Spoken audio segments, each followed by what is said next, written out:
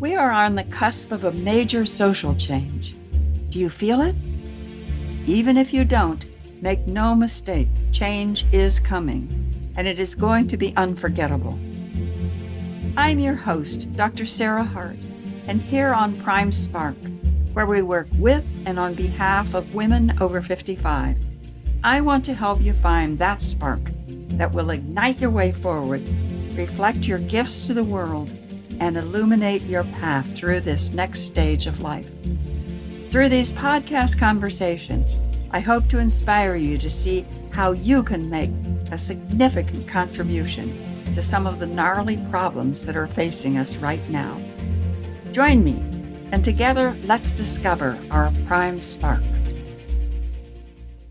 Hi, and welcome to Prime Spark. I'm Sarah Hart, and I'm so happy you're here with us. Prime Spark is designed for women over 50 or close, with a goal to help us all live our happiest, most fulfilling, and productive lives, now and in the future. The mission of Prime Spark is to change the way our society sees and treats older women. That's a big mission, which only means we all need to be involved and we need to get going now. And today I have the pleasure of talking with Dr. Brynn Ewen, a woman whom I admire.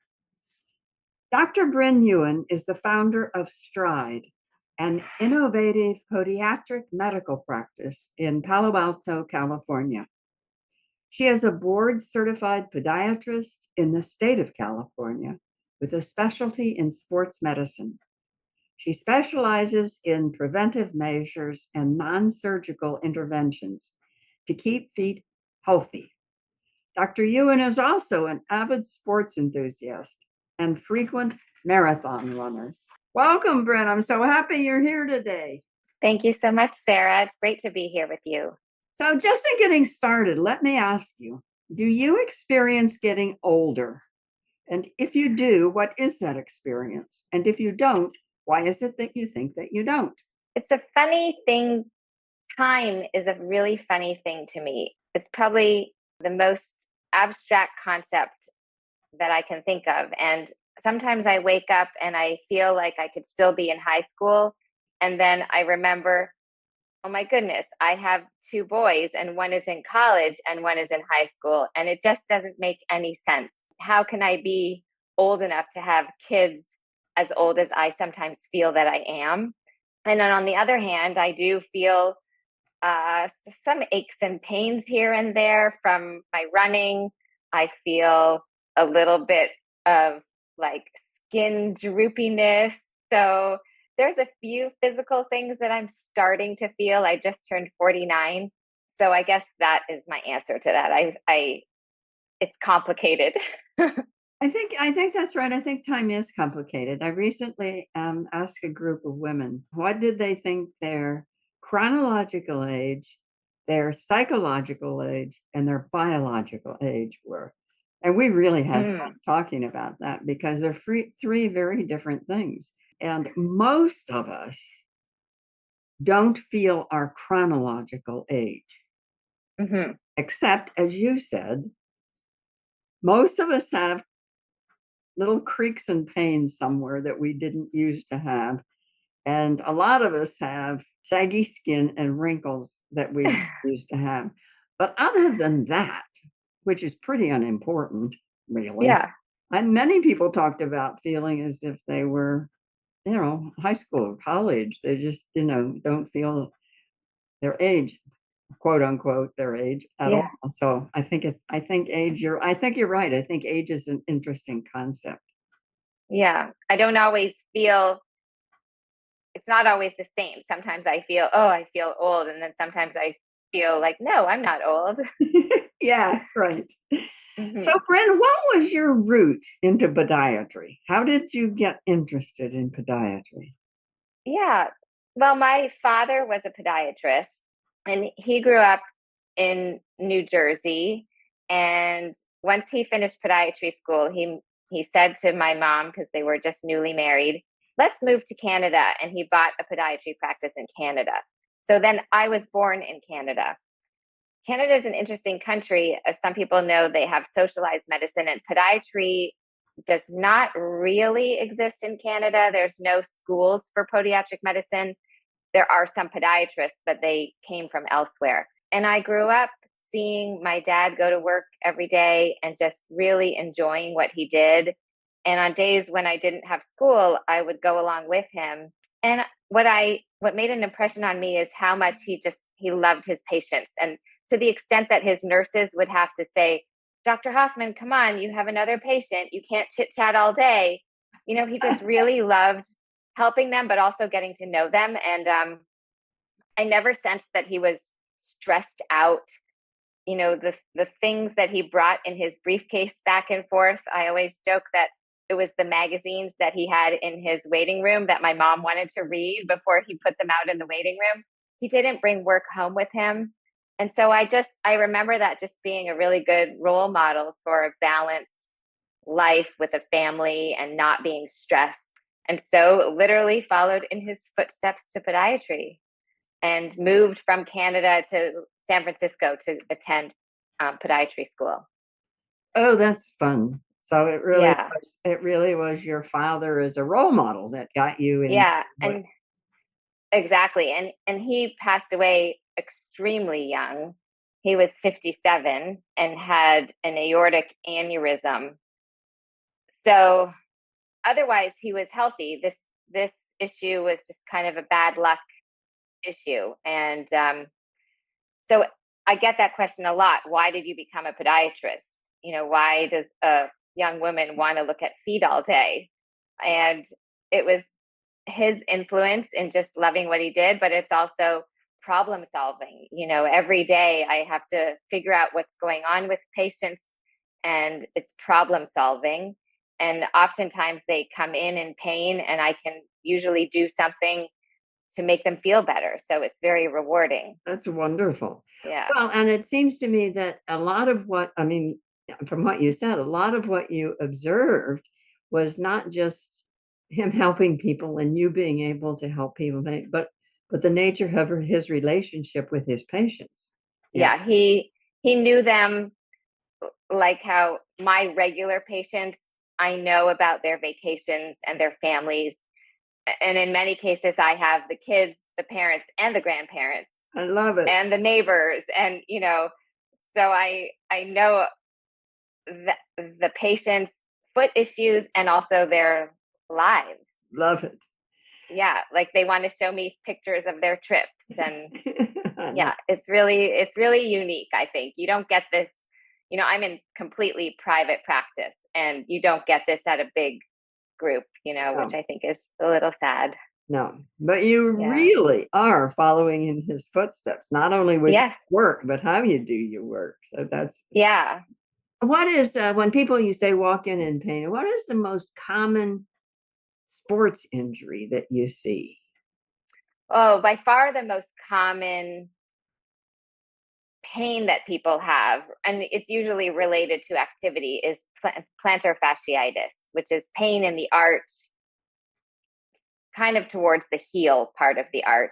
It's technically an overuse injury, but you don't have to be an elite athlete to get plantar fasciitis. It could just be that, let's say you're starting to run and you ramped up a little too quickly, or you went on a trip and you did a lot of sightseeing and walking and your shoes weren't that great, and it triggers this pain. So what I do is a lot of education in my patient visits, teach them all about their feet. If someone came in without any pain, I could easily fill 45 minutes and just teach them everything they need to know about their feet and maybe how to prevent things. I love So it. it's really fun. I love to teach. All of my jobs, as a teenager and college student, were all teaching tennis, teaching skiing, teaching swimming. It was all teaching. Well, I had plantar fasciitis once, and it is so painful. Oh, it is Yeah, it's. really painful. I think it's the number one thing that podiatrists see, all over. Yeah. Yeah. So, what are the differences that you see in working with younger as compared with older people? Are there different? injuries or different situations or things that you need to work on? I wouldn't say the differences are related to older and younger necessarily. It's more what kind of person they are. Some people just want a list of their homework. They want to know what to do, how many times they should ice every day, how many times they should stretch every day, and they want to just have a list of homework items. And some are not as dedicated to following instructions, and they just are going to probably look up on Google and maybe do what they want to do anyway. But most of my patients, because of my sports medicine background and because I'm a runner, many of them come to me because the last thing on earth I want to tell them is that they have to rest. That's a certain type of patient who wants an excuse to not exercise. And so they want their doctor to tell them to rest. My patients are not like that. They want to hear, and this is what I would say anyway, is that there's only a couple of things in podiatry where you really, really have to rest, because if you don't, you could damage something and kind of burn a bridge, so to speak. But mostly, for many issues, there's no proof that rest really makes that much difference. And so if you're going to be miserable resting, there's really no need to really rest. You can just kind of let pain be your guide. Obviously, if something is too painful, you're not going to do it. Right. That's interesting, Brynn. I had something going on in my legs. This was several years ago. And one doctor told me to sit down, you know, Oh, and then I yeah. saw another doctor and he said, that is exactly opposite what you need to do. Yeah. You need to keep moving. So walk as much as you can, walk through the pain. And he was right. Yeah. If I had sat down, Yeah. I probably would still be sitting there, you know. I know. I don't know where that comes from. I think some doctors are just ultra conservative, and I don't know. If there's no proof that rest works, I don't want to have someone just Right, sit around and rest. Especially if they're exercising, or their movement is what makes them happy, right. you know? I had a sense, and Yeah. I would see things this way because of what I do, but I had a sense that it was a lot of it had to do with my age. That if I had been 30 or 40, he wouldn't have told me to sit down. But because I was what he, I think, saw as an Hmm. old woman, then, oh, just sit down, you know. Oh, yeah. I can see how some doctors would say that and just think, oh, you're older. You probably don't care about, you know, running every day, or just make assumptions because you're older. Yeah. I personally haven't experienced that, nor do I behave that way to my patients. I want to be running into my 80s and beyond. So I never make assumptions that other people don't want to do the same. Yeah. Yeah, good for you. That could be really that's really upsetting. I wish doctors wouldn't do that. I know, but unfortunately, I think that oftentimes older women are not treated well, or Mm, treated well in our health yeah. system because so much is chalked up to it's because you're older, Hmm. and I've talked to friends about that. That when a doctor says that to you, say, well, I have friends that don't have that, and they're my age or older, so it's not just age. I mean, Yeah. we really need to fight back at that when somebody gives us that is the reason. Exactly. Yeah, don't let someone be so dismissive of your issue. Hmm. Now, I have seen pictures of you as a runner, and it looked to me as if you were in the Boston Marathon. Have you run the Boston Marathon? I have run the Boston Marathon 3 times. I actually have lost track of how many marathons I have run. It's somewhere in the neighborhood of 18 plus or minus 1 or 2. Oh, Um, Brynn. yeah, but I started actually I only really started running after my kids were born. 2010 was my first marathon, and so then I was 30, 35, 34, 35, and my goal was to become fast enough to qualify for the Boston Marathon. You can enter the Boston Marathon if you raise a certain amount of money for a charity, or you can enter the Boston Marathon based on your qualification time at another marathon. And for many years, I was not fast enough, not fast enough. Then I added a track workout once a week. I would go to Stanford University track and do a speed workout. And that's what allowed me to ultimately get the right time for my age range and qualified. And that was just huge for me. My whole family came and watched me. And now I have stayed fast. I'm still improving, which is really crazy to me because I just turned 49, like I said, and I don't know when the peak is. It's obviously different for everyone. An elite athlete probably peaks in their 20s, but someone who started late like me, I don't know when I will reach my fastest. And then, age and everything catches up, and then maybe you plateau for a while. So I don't know when that is, which is kind of interesting to just figure out and Well, see. I mean, it's not, these are sort of the outliers. So this isn't, this isn't going to be true for everybody, but there are pictures of women 90, 95, 100 who are running fast still. Yeah. So you have a long way to go, Brynn. Yeah. I have some really great running friends, and we train together. So throughout the week, I'm running with a few different women, like different combinations each day of women and different types of runs each day. But we love it. And I hope to do this for decades more. I'll bet you will. Yeah. I've also seen pictures of you. It looks like a favorite activity of your family might be scuba diving. Is that true? That probably was a picture in Hawaii where we went snorkeling. It's kind of more of a vacation thing, but what our family does, what we really like to do is ski. We go to Lake Tahoe in the wintertime.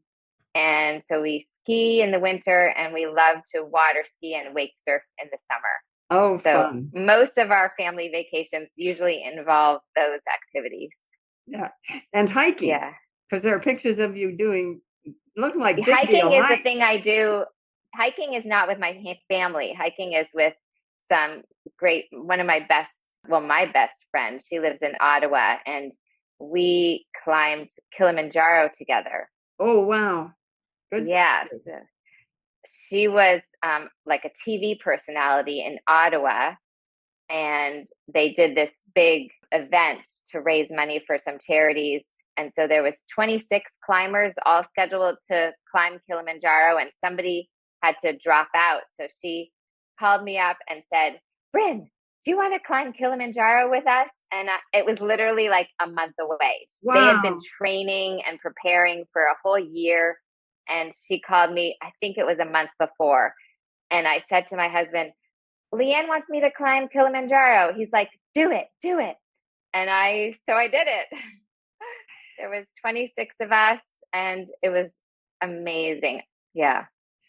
I haven't done it. I've read several different accounts of people who have done it. And it sounds like to me that at least for a while, it's a bit of a slog rather than hard uphill. Is that true? Well, none of it is particularly hard, I would say, because of the altitude, Yeah. you have to go slow. I mean, Yeah. Even as a marathoner, you have to go slow. Like, you just kind of, the pace of your footsteps is like you're walking down the aisle in your wedding. It's really slow, and you feel your breathing every breath you feel. I don't think there was a particular day that was harder than the others, except maybe the summit night. And that was just more because we left to reach the summit I think at midnight. So it was dark and it was freezing. And so it was more the weather that was made it hard, not so much. Yeah.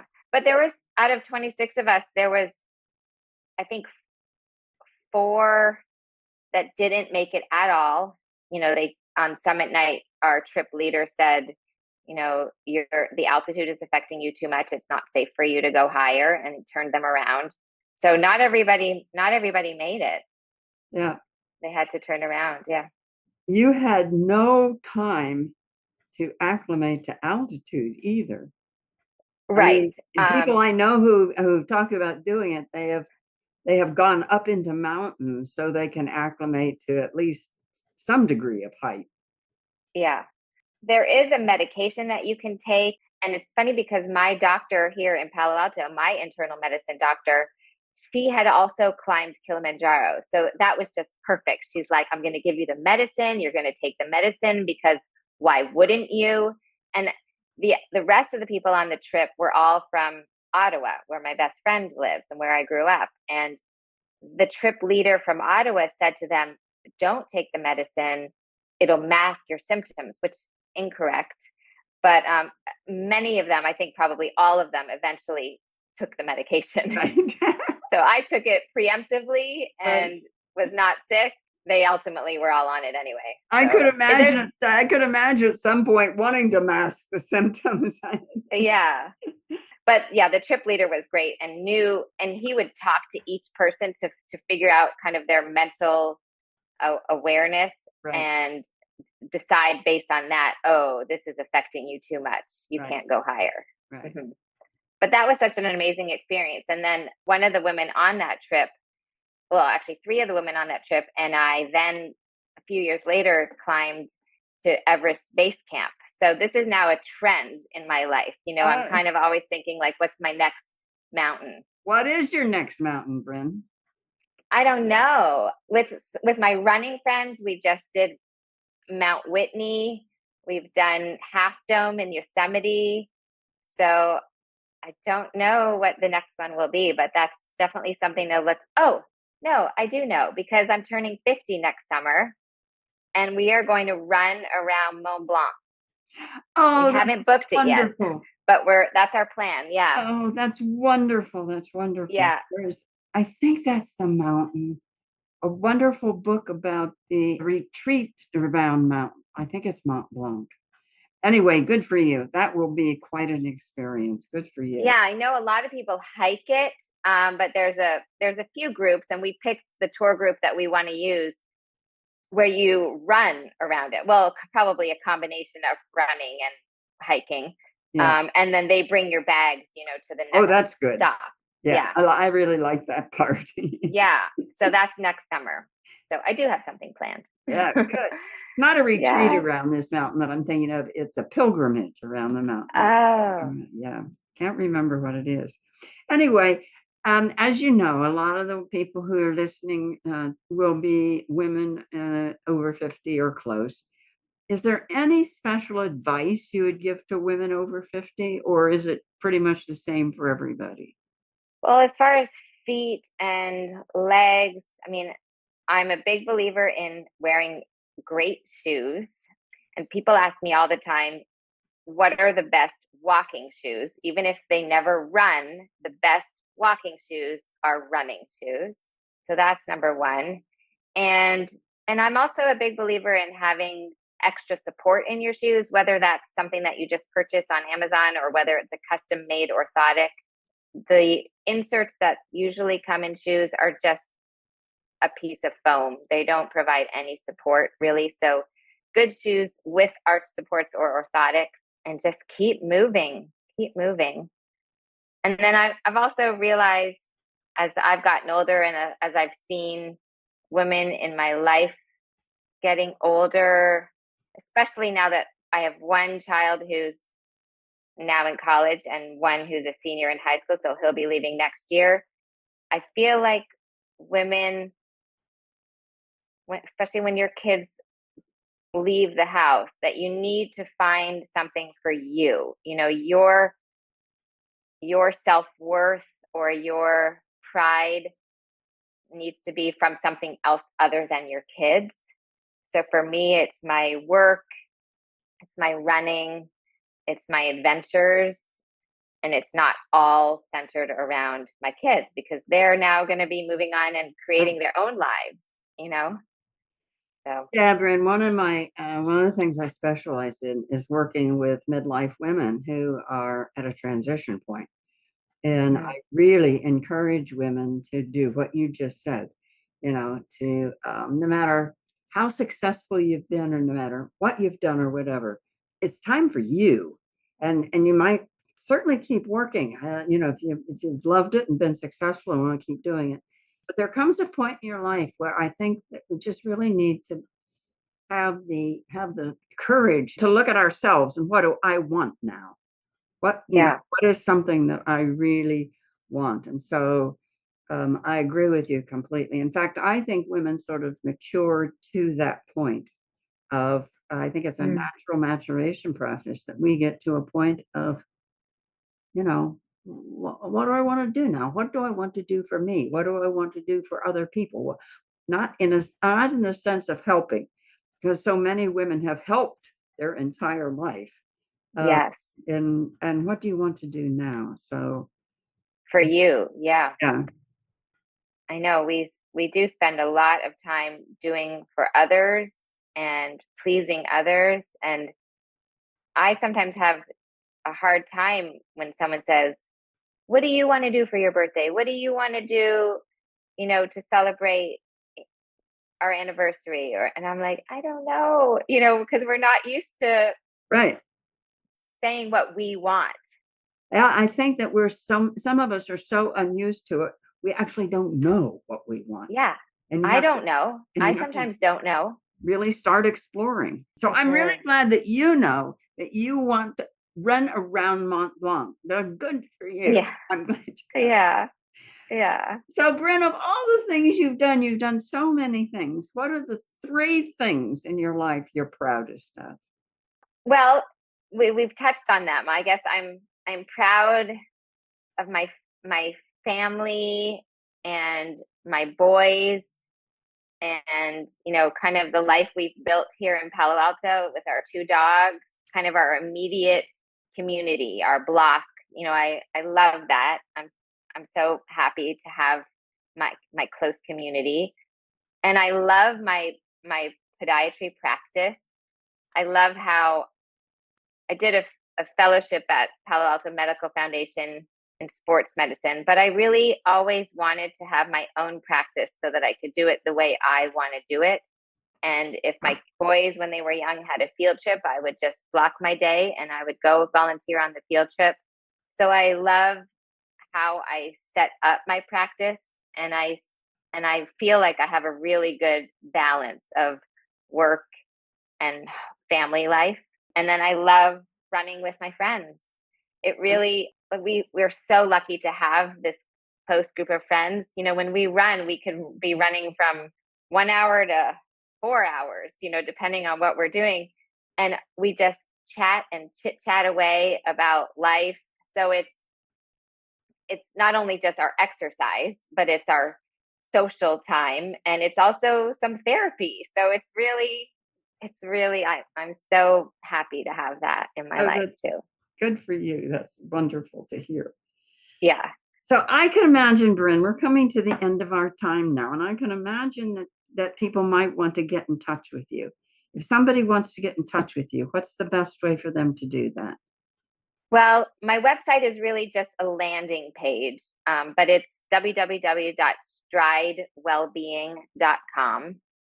It's literally just a landing page to, there's a button to click to book an appointment, but it also has my email address, which is stridewellbeing@gmail.com. And so current patients or potential patients or people that just want to reach out can send me an email, and I'm the one that actually responds. You Oh, don't what a see many concept. doctors responding to their own emails. Yeah, it's usually staff, but I respond to those emails. And so that's the best way. From the website, get a link to my email address or just email me directly at stridewellbeing@gmail.com. There's a phone number, but I don't have someone sitting at the desk all the time. So the voice recording says email me. Yeah. So Okay. email is the best way. Good. Yeah. Okay. So that's our time. Please join us again. You can find our Prime Spark podcast on every popular outlet. Find out more about Prime Spark at primesparkwomen.com. Thank you so much to my guest, Dr. Brynn Ewen. And don't forget, you can find her at stridewellbeing.com or email her at stridewellbeing@gmail.com. Thank you so much, Sarah. Yeah, thank you, Brynn. And so that is BrynnEwen. So that's how you spell Brynn's name. So thank you for being with us. Take care, spread tolerance and love. Bye-bye. Thanks for listening. If you enjoyed today's episode and would like to stay updated, you can head over to my website, primesparkwomen.com, and get my free Spark Guide, 7 questions to ignite your spark, to help you discover your own spark. See you in the next episode.